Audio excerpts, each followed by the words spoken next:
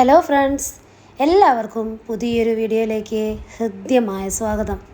തമ്പനയിൽ കണ്ടതുപോലെ ഹീലിംഗ് വേണം സമ്പത്തിനും. നാം ഏറ്റവും കൂടുതൽ സമയം ചെലവഴിക്കുന്ന 5 പേരുടെ ശരാശരിയായിരിക്കും നമ്മൾ. ജിം റോണിൻ്റെ വാക്കുകളാണിവ. പ്രിയ സുഹൃത്തെ, ഇത് ഒരു ആത്മപരിശോധന ചെയ്യാനുള്ള ഒരു സമയമാണ്. നാം സമ്പത്ത് നേടുന്നതിന് സഹായിക്കുന്ന പല ടെക്നിക്കുകളും പഠിച്ച് കഴിഞ്ഞിട്ടുണ്ടാവും. പക്ഷേ ഇന്ന് നാം തിരിഞ്ഞു നോക്കേണ്ടത് നമ്മുടെ പാസ്റ്റിലേക്കാണ്. ഇത്രയും കാലം നാം എങ്ങനെയായിരുന്നു പണം ഉണ്ടാക്കിയത്? പൂർണ്ണമായും നേരായ മാർഗത്തിലൂടെ ആയിരുന്നോ? അതോ ഉണ്ടാക്കിയ പണം ചെലവഴിച്ചത് എങ്ങനെയായിരുന്നു? നല്ല കാര്യത്തിന് വേണ്ടി മാത്രമായിരുന്നോ? പണം ചെലവഴിക്കുന്ന കാര്യത്തിൽ നമുക്ക് എന്തെങ്കിലും തെറ്റുകൾ പറ്റിയിട്ടുണ്ടോ? പണത്തെ നാം എപ്പോഴെങ്കിലും ശപിച്ചിട്ടുണ്ടോ? ഇങ്ങനെയൊരു ആത്മപരിശോധന ചെയ്യുമ്പോൾ നമുക്ക് സംഭവിച്ചു പോയ ചില പിഴവുകൾ നമുക്ക് മനസ്സിലാകും. നമ്മുടെ പണത്തെ സൗഖ്യപ്പെടുത്തി പവിത്രമാക്കേണ്ട ആവശ്യമുണ്ട്. അതിലേക്ക് കടക്കുന്നതിന് മുമ്പായി ഞാനൊരു കഥ പറയാം. ഒരിടത്ത് ഒരു ബിസിനസ്സുകാരനുണ്ടായിരുന്നു. ഒരു മൊത്ത വിതരണക്കാരായിരുന്നു അദ്ദേഹം. ആ നാട്ടിൽ അത്യാവശ്യം നല്ല രീതിയിൽ ബിസിനസ് നടത്തുന്ന വ്യക്തി. എന്നാൽ ആർക്കും ഇയാളെക്കുറിച്ച് നല്ലതൊന്നും പറയാനുണ്ടായിരുന്നില്ല. മറ്റുള്ളവർക്ക് കൊടുക്കാനുള്ള പണം കൊടുക്കാൻ അയാൾക്ക് വലിയ മടിയായിരുന്നു. കടയിലേക്ക് വേണ്ടി ചരക്കുകൾ എടുക്കണമല്ലോ, അവർക്കൊന്നും അയാൾ സമയത്തിന് പണം കൊടുക്കില്ല. ഒടുവിൽ അവർ അയാൾക്ക് സാധനം കൊടുക്കാതാകുമ്പോൾ രക്ഷയില്ലാതെ കുറച്ച് പണം കൊടുക്കും. സ്ഥാപനത്തിൽ ജോലി ചെയ്തിരുന്നവർക്ക് പോലും ശമ്പളം കൊടുക്കാൻ വലിയ മടിയായിരുന്നു. നന്നായി ജോലി ചെയ്യുന്നില്ലെന്ന് പറഞ്ഞ് എങ്ങനെയെങ്കിലും ശമ്പളം വെട്ടിക്കുറക്കുകയും ചെയ്യും. ഇത് മടുത്ത് പലരും എന്തു ചെയ്യും? ജോലി രാജിവെച്ച് പോയെങ്കിലും തൻ്റെ രീതികൾ മാറ്റാൻ അദ്ദേഹം തയ്യാറായില്ല. കച്ചവടത്തിൽ നല്ല രീതിയിൽ തട്ടിപ്പും വെട്ടിപ്പും നടത്താൻ ഒരു മടിയുണ്ടായിരുന്നില്ല ആ വ്യക്തിക്ക്. കച്ചവടത്തിലൂടെ കോടികൾ ഉണ്ടാക്കിയിട്ടും ഒരു പൈസ പോലും നികുതി കൊടുക്കാതെ ഇരിക്കാനുള്ള മാർഗങ്ങളാണ് അയാൾ നോക്കിക്കൊണ്ടിരുന്നത്. അതിൽ അയാൾ വിജയിക്കുകയും ചെയ്തു. മറ്റുള്ളവർക്ക് അവകാശപ്പെട്ട പണം കൊടുക്കില്ലെങ്കിലും സ്വന്തം കാര്യങ്ങൾക്ക് വേണ്ടി പണം ചെലവഴിക്കാൻ അയാൾക്ക് യാതൊരു മടിയും ഉണ്ടായിരുന്നില്ല. മണിമാളിക പണിതും വലിയ കാർ വാങ്ങിയും അയാൾ ആഡംബരത്തിൽ തന്നെ ജീവിച്ചു. മകൾക്ക് കോടികൾ സ്ത്രീധനം നൽകി ഒരു ഉന്നത പോലീസ് ഉദ്യോഗസ്ഥനെ കൊണ്ട് വിവാഹം കഴിപ്പിച്ചു.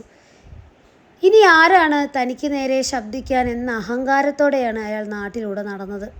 പല മാർഗങ്ങളിലൂടെ അയാൾ ഉണ്ടാക്കിയ പണം മുഴുവൻ നിക്ഷേപിച്ചത് ഒരു സ്വകാര്യ ചിട്ടി കമ്പനിയിലായിരുന്നു. ആരും കൊടുക്കാത്ത രീതിയിലുള്ള ഉയർന്ന പലിശയായിരുന്നു അവർ നിക്ഷേപകർക്ക് കൊടുത്തിരുന്നത്. മാത്രവുമല്ല, അതിൽ നിന്നുള്ള ലാഭത്തിന് നികുതി കൊടുക്കുകയും വേണ്ട. വർഷങ്ങളായി പ്രവർത്തിക്കുന്ന സ്ഥാപനമായതുകൊണ്ടും അതിൻ്റെ ഉടമകളെ നേരിട്ട് പരിചയമുണ്ടായിരുന്നതുകൊണ്ടും തൻ്റെ പണം സുരക്ഷിതമായിരിക്കുന്നുവെന്ന കാര്യത്തിൽ അയാൾക്ക് ഒരു സംശയവും തോന്നിയില്ല. എന്നാൽ ഒടുവിൽ കർമ്മ തിരിച്ചടിച്ചു. ആ ചിട്ടി കമ്പനി തകർന്നു. കമ്പനിയിലുള്ള പണം മുഴുവൻ എടുത്തുകൊണ്ട് ഉടമയുടെ മക്കൾ വിദേശത്തേക്ക് നാടുവിട്ടു. നിക്ഷേപകർ സ്ഥാപനത്തിന് മുന്നിൽ ബഹളം വെച്ചു. 2 വണ്ടിയിലായി പോലീസുകാർ ചിട്ടി കമ്പനി ഉടമയുടെ വീട്ടിലെത്തി. വാതിലുള്ളിൽ നിന്ന് അടച്ചിരിക്കുന്നു. പോലീസ് തള്ളി തുറന്ന് അകത്ത് ചെന്ന് മുറികൾ ഓരോന്നായി പരിശോധിച്ചു. മുകളിലത്തെ മുറികളിൽ ഒന്നിലെ കട്ടിലിൽ കമ്പനി ഉടമ മരിച്ചു കിടക്കുന്നു. അതൊരു ആത്മഹത്യയായിരുന്നു. നമ്മുടെ കഥാനായകൻ പോലീസായ മരുമകനെ വിളിച്ചു കരഞ്ഞു. വിഷമിക്കേണ്ട, ഞാൻ വിളിച്ചു പറയാം. അന്വേഷണത്തോട് സഹകരിക്കുക. പക്ഷേ എൻ്റെ ഇത്രയും കാലത്തെ അനുഭവം വെച്ചിട്ട് പറയുകയാണ്, നഷ്ടപ്പെട്ടു പോയ നിങ്ങളുടെയൊക്കെ പണം തിരിച്ചു കിട്ടാനൊന്നും പോകുന്നില്ല. അത് പ്രതീക്ഷിച്ചിരിക്കേണ്ട. ഇനിയെങ്കിലും ഇതുപോലെയുള്ള അബദ്ധങ്ങളിൽ ചെന്ന് ചാടരുത്. അയാൾ അത് പറഞ്ഞ് ഫോൺ വെച്ചു. ഒന്നുള്ളിലേക്ക് തിരിഞ്ഞു നോക്കാം. ചില ചോദ്യങ്ങൾ ചോദിച്ചുകൊണ്ടാണ് ഈ അധ്യായം തുടങ്ങിയത്. ഒരു ആത്മപരിശോധനയ്ക്ക് വേണ്ടിയാണ് ആ ചോദ്യങ്ങൾ ചോദിച്ചത്. ഇത് കേട്ടുകൊണ്ടിരിക്കുമ്പോൾ നിങ്ങളുടെ കഴിഞ്ഞകാല ജീവിതവും സാമ്പത്തിക ഇടപാടുകളും നിങ്ങളുടെ കൺമുന്നിലൂടെ ഒന്ന് മിന്നി മറിഞ്ഞിട്ടുണ്ടാകാം. നമ്മൾ ഈ ലോകത്ത് ജനിച്ചു. ഇന്നും നാം ഈ പ്രപഞ്ചത്തിൽ ജീവിച്ചിരിക്കുന്നു. ഇപ്പോൾ നിങ്ങൾ എൻ്റെ വാക്കുകൾ കേട്ടുകൊണ്ടിരിക്കുകയാണ്. ജനനം മുതൽ ഈ ഒരു സമയം വരെ നമ്മുടെ കയ്യിൽ ഒരുപാട് പണം വന്നിട്ടുണ്ട്. അത് ശമ്പളമായിട്ടാകാം, ബിസിനസ്സിൽ നിന്ന് ലാഭമാകാം, നിങ്ങൾക്ക് വാടകയെ ലഭിച്ചതാകാം, മാതാപിതാക്കളോ ബന്ധുക്കളോ തന്നതായിരിക്കാം, നിങ്ങൾ ആരുടെ അടുത്ത് നിന്നെങ്കിലും കടം വാങ്ങിയതാകാം. അങ്ങനെ പല സ്രോതസ്സുകളിൽ നിന്നും നിങ്ങളിലേക്ക് പണം വന്നിട്ടുണ്ട്. ഇങ്ങനെ വന്ന പണമൊക്കെ നാം നല്ലതിനു വേണ്ടിയും തെറ്റായ രീതിയിലുമൊക്കെ ചെലവഴിച്ചിട്ടുണ്ടാകാം. ഇവിടെയാണ് മണി ഹീലിങ്ങിൻ്റെ ആവശ്യകത വരുന്നത്. അതുപോലെ ആവശ്യ നേരത്ത് പണമില്ലാത്ത അല്ലെങ്കിൽ നഷ്ടപ്പെടുന്ന അവസ്ഥയിലും പലരോടും ചോദിച്ചിട്ട് കിട്ടാതെ വരുമ്പോഴും ഒക്കെ നമ്മൾ പണത്തിനെ ശപിച്ചിട്ടുണ്ടാവും, അതിന് കാരണക്കാരായവരെയും ശപിച്ചിട്ടുണ്ടാവും. ഇതൊക്കെ അന്നത്തെ നമ്മുടെ അറിവില്ലായ്മ കൊണ്ടായിരുന്നു. എന്നാൽ ഇന്ന് നമുക്ക് പണത്തെ എങ്ങനെ കരുതണമെന്ന പൂർണ്ണ ബോധ്യം വന്നിട്ടുണ്ട്. പക്ഷേ പാസ്റ്റിൽ സംഭവിച്ചു പോയ ഈ തെറ്റുകളിൽ നിന്ന് നാം മോചനം നേടണം. ഒരു ഹീലിംഗ് പ്രോസസ്സിലൂടെ കടന്നുപോയി നമ്മുടെ പണത്തെ പവിത്രമാക്കണം. അതിനുവേണ്ടി നാം ഇതിൽ പറയുന്നൊരു ടെക്നിക്ക് യൂസ് ചെയ്യുക, അതായത് മണി ഹീലിംഗ് ടെക്നിക്ക്. നമുക്കെല്ലാവർക്കും ഒരു ദിവസം ലഭിക്കുന്നത് 24 മണിക്കൂർ സമയമാണ്. ഈ 24 മണിക്കൂർ സമയത്തിൽ ഇന്നത്തെ 15 മിനിറ്റ് സമയം എൻ്റെ ഈ പ്രിയ സുഹൃത്ത് മണി ഹീലിങ്ങിന് വേണ്ടി മാറ്റിവെക്കണം. പല പല ഹീലിങ്ങും നമ്മൾ കേട്ടിട്ടുണ്ടല്ലേ. മണിയെക്കുറിച്ചുള്ള ഹീലിംഗ് ആദ്യമായിട്ടായിരിക്കും നിങ്ങൾ കേൾക്കുന്നത്. എത്ര തിരക്കേറിയ വ്യക്തിയാണെങ്കിലും 15 മിനിറ്റ് സമയം പൂർണ്ണമായും ഇതിനു വേണ്ടി മാറ്റിവെക്കുക. കാരണം നമ്മുടെ ഇപ്പോഴത്തെ സമ്പത്ത് പവിത്രമാകണമെങ്കിൽ തീർച്ചയായും ഒരു ഹീലിംഗ് ടെക്നിക്ക് ആവശ്യമാണ്. ഇനി എങ്ങനെയാണ് മണി ഹീലിംഗ് ചെയ്യാം നോക്കാം. ആദ്യമായി ആരുടെയും ശല്യമില്ലാത്ത ശാന്തമായ ഒരു സ്ഥലം തിരഞ്ഞെടുക്കുക. അത് നിങ്ങളുടെ കിടപ്പുമുറിയാകാം, ഉദ്യാനമാകാം, അല്ലെങ്കിൽ നിങ്ങൾക്ക് ഇഷ്ടപ്പെട്ട ഏതെങ്കിലും സ്ഥലമാകാം. നിങ്ങളുടെ ശ്രദ്ധയെ വ്യതിചലിപ്പിക്കാത്ത ഒരു സ്ഥലമായിരിക്കണം എന്ന് മാത്രം. രണ്ടാമതായി 3-4 ദീർഘശ്വാസം എടുത്ത് മനസ്സ് പൂർണ്ണമായി ശാന്തമാക്കുക. അടുത്തതായി എൻ്റെ പ്രിയ സുഹൃത്ത് വിശ്വസിക്കുന്ന സ്രഷ്ടാവിനോട് ആത്മാർത്ഥമായി ഹൃദയത്തിൽ നിന്ന് നന്ദി പറയുക. നിങ്ങൾക്ക് ഇതുവരെ ലഭിച്ച എല്ലാ സമ്പത്തിനും നന്ദി പറയുക. ഇനി നിങ്ങളുടെ ജീവിതത്തിലേക്ക് വരാൻ പോകുന്ന സമ്പത്തിനും അത് ഇപ്പോൾ തന്നെ കിട്ടിയെന്ന രീതിയിൽ സന്തോഷത്തോടെ വേണം നന്ദി പറയാൻ.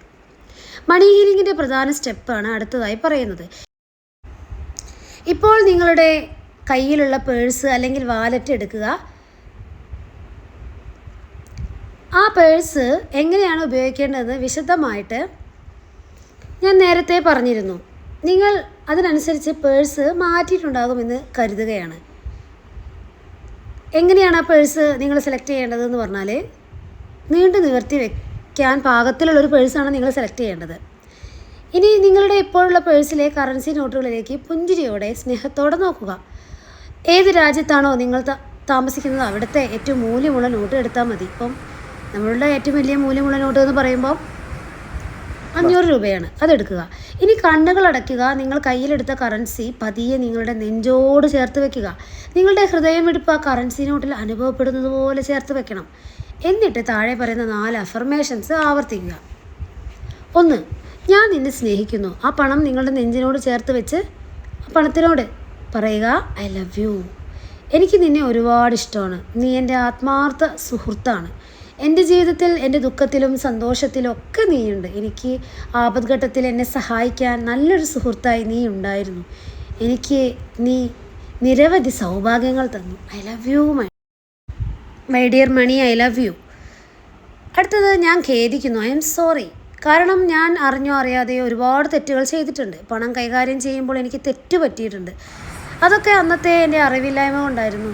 ഇന്ന് ഞാൻ പൂർണ്ണമായി സ്നേഹിക്കുന്നു. I love you so much. I am sorry.